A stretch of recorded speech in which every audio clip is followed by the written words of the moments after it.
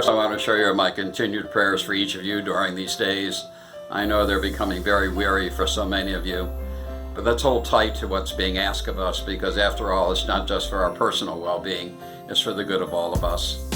We are about to enter into the holiest week of our church year, and yet the celebration seems so unique this year, since we won't be able to go to our churches.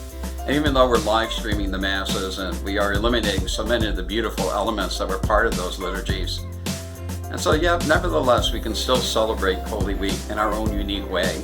I hope that we won't let this week pass by as just another week. You know, this is Palm Sunday, and even though the palms will be blessed, we can't distribute them.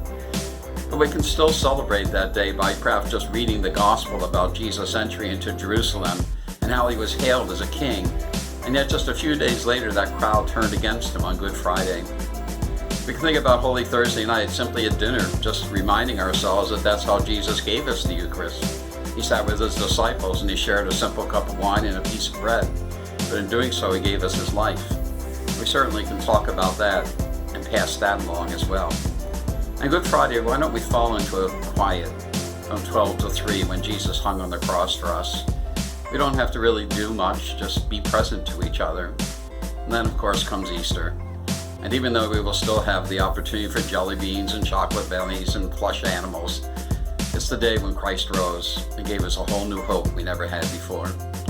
So please, in your own way, however unique it is, celebrate these holy days. And know that we'll be praying for each one of you as we live stream the masses. Please join us if you can, because we want this to be a week unlike any other, not because we can't go to church, but because we need the graces of this Holy Week more than ever before.